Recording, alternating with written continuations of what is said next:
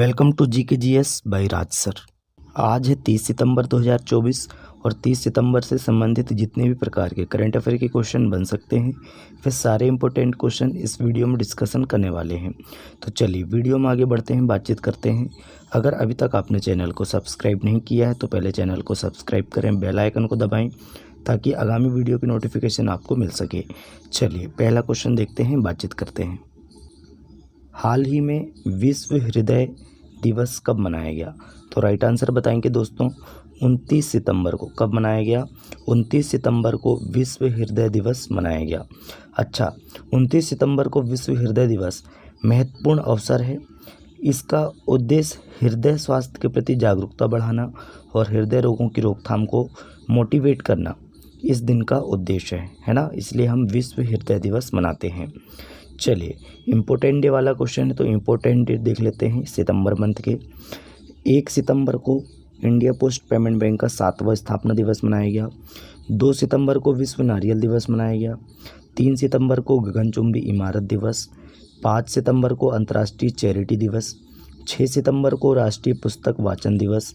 7 सितंबर को अंतर्राष्ट्रीय गिद्ध जागरूकता दिवस, अंतर्राष्ट्रीय पुलिस सहयोग दिवस और विश्व भौतिक चिकित्सा दिवस। अच्छा, 8 सितंबर को अंतर्राष्ट्रीय साक्षरता दिवस मनाया गया। 5 सितंबर को एक हमने अभी छोड़ दिए हैं, यहाँ पे शिक्षक दिवस मनाया जाता है ना, भारतीय शिक्षक दिवस मनाया जाता है। अच्छा, 10 सितंबर को विश्व आत्महत्या रोकथाम दिवस मनाया गया। 11 सितंबर को राष्ट्रीय वन शहीद दिवस मनाया गया। 12 सितंबर को international day for south south cooperation day मनाया गया। 13 सितंबर को विश्व सेप्सिस दिवस मनाया गया। 14 सितंबर को विश्व प्राथमिक उपचार दिवस। ये दोस्तों सितंबर का दूसरा शनिवार को है ना, हर साल सितंबर मंथ के दूसरे शनिवार को मनाया जाता, तो इस बार दूसरा शनिवार 14 सितंबर को पड़ा, इसलिए हमने 14 सितंबर को विश्व प्राथमिक उपचार दिवस मनाया है ना। और 14 सितंबर को हिंदी दिवस भी मनाया जाता है। अच्छा, 15 सितंबर को नेशनल इंजीनियर्स डे और अंतर्राष्ट्रीय लोकतंत्र दिवस मनाया गया। 16 सितंबर को विश्व ओजोन दिवस मनाया गया। अच्छा, 17 सितंबर को विश्व रोगी सुरक्षा दिवस मनाया गया। 18 सितंबर को विश्व बांस दिवस मनाया गया। 20 सितंबर को विश्व सफाई दिवस मनाया गया। 21 सितंबर को विश्व अल्जाइमर दिवस और अंतर्राष्ट्रीय शांति दिवस मनाया गया। 22 सितंबर को विश्व गेंडा दिवस मनाया गया। 23 सितंबर को अंतर्राष्ट्रीय सांकेतिक भाषा दिवस मनाया गया। 24 सितंबर को विश्व बॉलीवुड दिवस मनाया गया। 25 सितंबर को विश्व फार्मासिस्ट दिवस मनाया गया। 26 सितंबर को विश्व गर्भ निरोधक दिवस और परमाणु हथियारों के लिए पूर्ण उन्मूलन के लिए अंतर्राष्ट्रीय दिवस और विश्व पर्यावरण स्वास्थ्य दिवस मनाया गया। CSIR माफ़ी चाहते हैं दोस्तों, 26 सितंबर को ही CSIR का 83वां स्थापना दिवस मनाया गया। 27 सितंबर को विश्व पर्यटन दिवस मनाया गया और 28 सितंबर को विश्व रेबीज दिवस, सूचना की सार्वभौमिक पहुंच के लिए अंतर्राष्ट्रीय दिवस मनाया गया। तो अभी तक हमने इतने इम्पोर्टेंट डे सितंबर मंथ के पढ़ चुके हैं। ये आज का हमारा ये लास्ट करंट अफेयर का वीडियो है सितंबर मंथ का। तो चलिए नेक्स्ट क्वेश्चन में चलते हैं, बातचीत करते हैं। हाल ही में राष्ट्रपति द्रौपदी मुर्मू ने कहाँ भारतीय कला महोत्सव का उद्घाटन किया? तो राइट आंसर बताएंगे दोस्तों option number C, Secunderabad. Secunderabad Telangana में पड़ता है और राष्ट्रपति द्रौपदी मुर्मू ने भारतीय कला महोत्सव का उद्घाटन सिकंदराबाद में किया, ये आपको याद रखना है। चलिए नए क्वेश्चन की बात करते हैं। हाल ही में किसे ग्लोबल नेटवर्क की 15 सदस्यीय संचालन समिति में चुना गया है? तो ग्लोबल नेटवर्क की 15 सदस्यीय संचालन समिति में अपने देश भारत को चुना गया। तो राइट आंसर बताएंगे ऑप्शन नंबर बी, अपना देश भारत। अब अपना देश भारत को चुना गया है तो भारत के बारे में फैक्ट देख लेते हैं।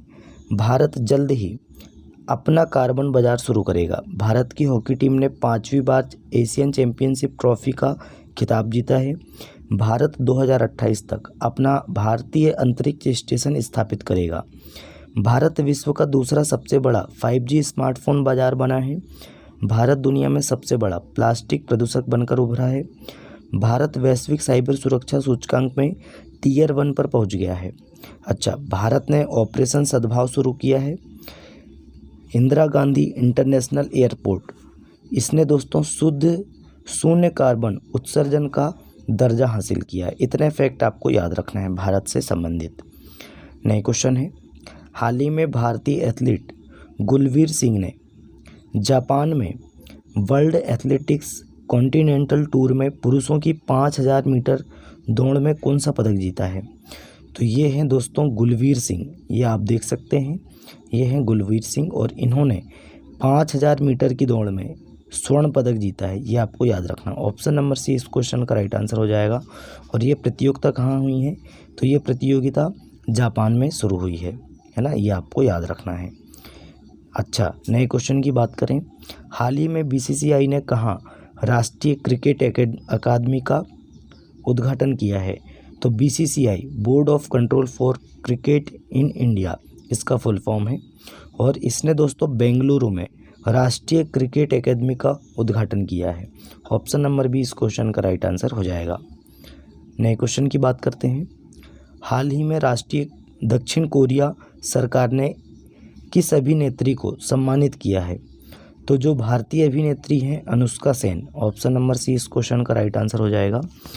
अनुष्का सेन, इनको दोस्तों दक्षिण कोरिया सरकार ने सम्मानित किया है क्योंकि इन्होंने भारत और दक्षिण कोरिया के मध्य समझौते को दोस्तों बेहतर तरीके से प्रेजेंट किया है और समझा है। इसलिए इनको दोस्तों अनुष्का सेन जी को दक्षिण कोरिया सरकार ने सम्मानित किया है, ये आपको याद रखना है। नए क्वेश्चन की बात करते हैं, उससे पहले कुछ पुरस्कार के बारे में बात करें। प्रत्याशा रे 2024 के एकलव्य पुरस्कार के लिए चुने गए हैं। अच्छा, गिनीज वर्ल्ड रिकॉर्ड द्वारा भारतीय फिल्म उद्योग में उत्कृष्ट अभिनेता के पुरस्कार से चिरंजीवी कोनिडेला को सम्मानित किया गया। लापता लेडीज़ फिल्म 97वें ऑस्कर पुरस्कार के लिए नामांकित हुई हैं। रिया सिंघा ने दोस्तों मिस यूनिवर्स इंडिया 2024 का खिताब जीता है। अच्छा, SIIMA South Indian International Movie Award 2024 में बेस्ट एक्ट्रेस क्रिटिक्स का पुरस्कार ऐश्वर्या राय ने जीता है। प्रशांति राम ने अपनी लघु कथा 9 यार्ड साड़ीज़ के लिए सिंगापुर साहित्य का पुरस्कार जीता है। इतने फैक्ट आपको याद रखना है पुरस्कार से संबंधित। अच्छा, नए क्वेश्चन की बात करें दोस्तों, हाल ही में किस राज्य सरकार ने छात्र भ्रमण के लिए प्रदर्शनी योजना शुरू की है? तो ये तेलंगाना सरकार ने की है। ऑप्शन नंबर बी इस क्वेश्चन का राइट आंसर हो जाएगा। तो तेलंगाना सरकार ने छात्र भ्रमण के लिए है ना दर्शनी योजना शुरू की है।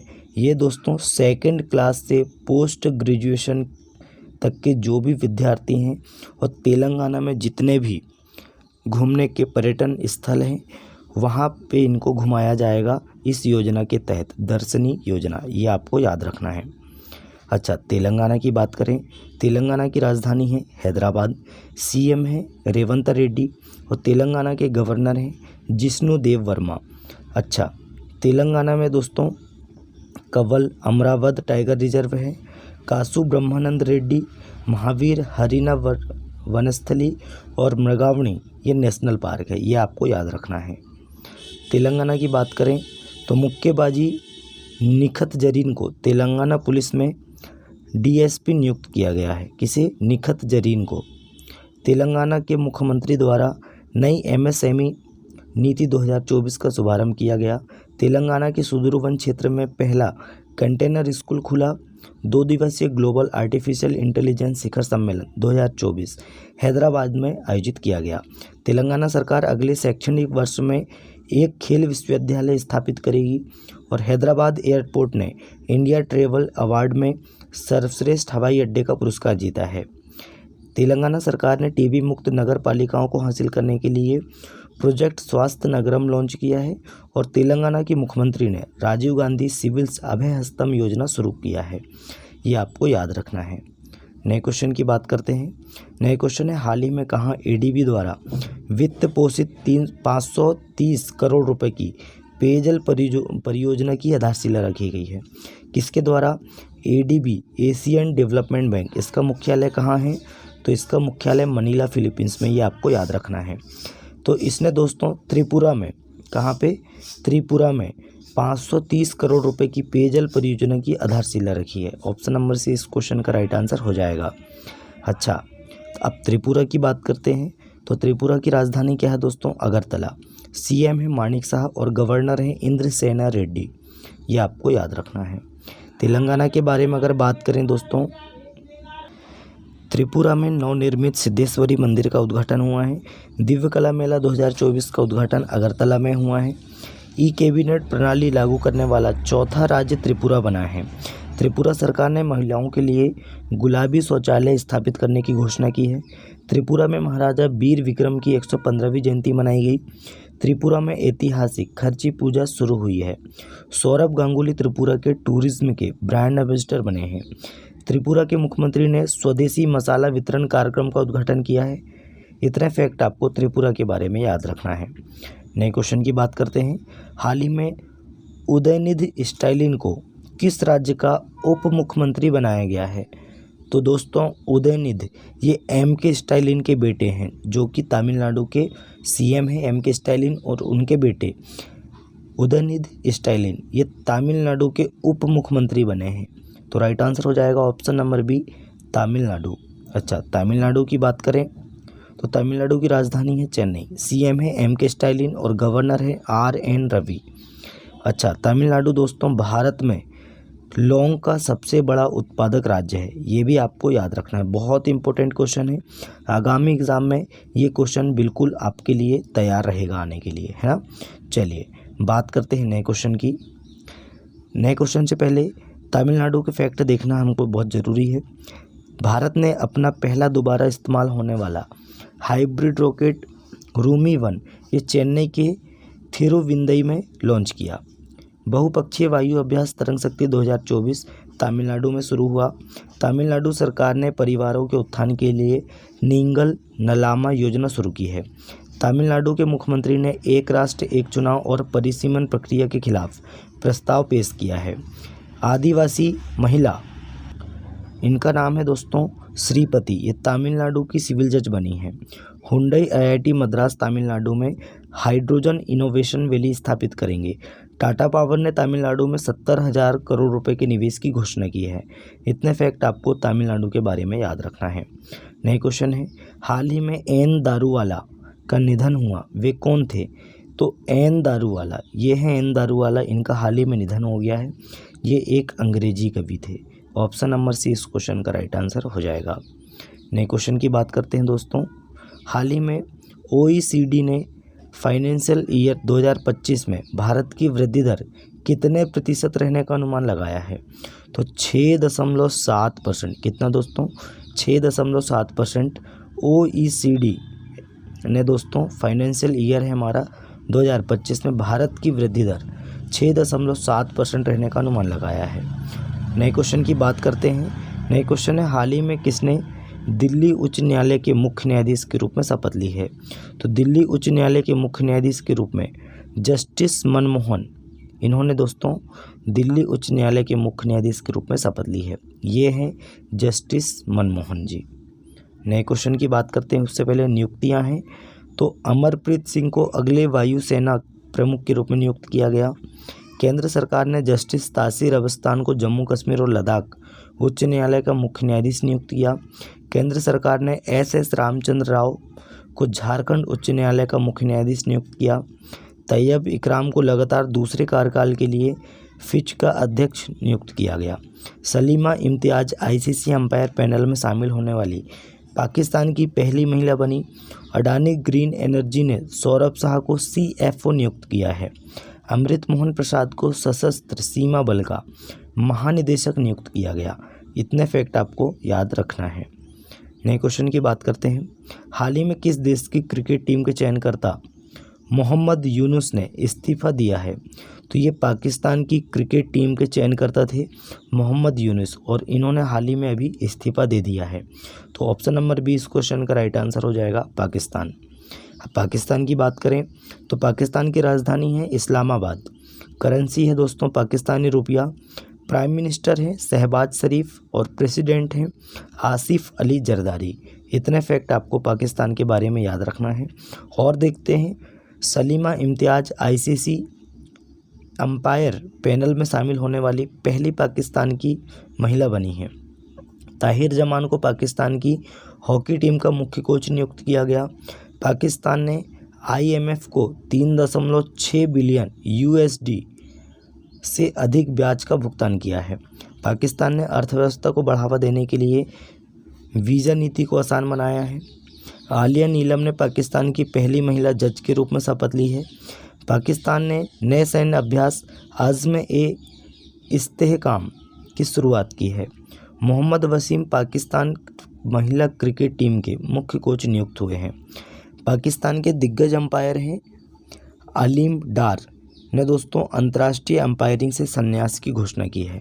इतने फैक्ट आपको पाकिस्तान के बारे में याद रखना है। नए क्वेश्चन है, हाल ही में किसे जम्मू कश्मीर पुलिस का महानिदेशक नियुक्त किया गया है? तो जम्मू कश्मीर पुलिस का महानिदेशक ये नलिन प्रभात जी को नियुक्त किया गया। तो ऑप्शन नंबर सी इस क्वेश्चन का राइट आंसर हो जाएगा। ये हैं नलिन प्रभात जी। तो इस क्वेश्चन का राइट आंसर हो जाएगा ऑप्शन नंबर सी। दोस्तों बात करते हैं नियुक्ति की। तो अमित गर्ग को हैदराबाद स्थित सरदार वल्लभ भाई पटेल राष्ट्रीय पुलिस एकेडमी का प्रमुख नियुक्त किया गया। US की राष्ट्रीय क्रिकेट लीग का आयुक्त हारून लोरगट को बनाया गया। जितेंद्र जे जाधव एरोनॉटिक्स डेवलपमेंट एजेंसी के DG का पदभार संभाला है। KVS मणियम ने फेडरल बैंक के CEO का पदभार संभाला है। इब्राहिम शेख डियोंग को जलवायु कोष का निदेशक नियुक्त किया गया है। आलोक रंजन को NCRB का निदेशक नियुक्त किया गया है।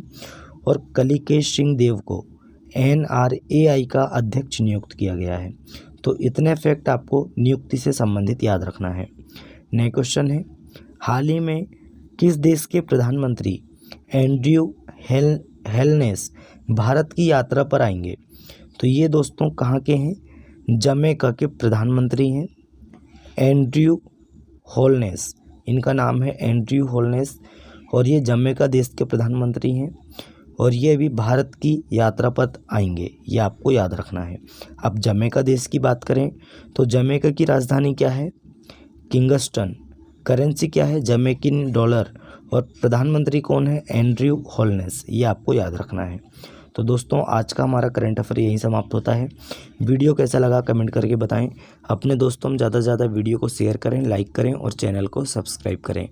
चलिए दोस्तों मिलते हैं तब तक के लिए नए वीडियो में। जय हिंद, जय भारत।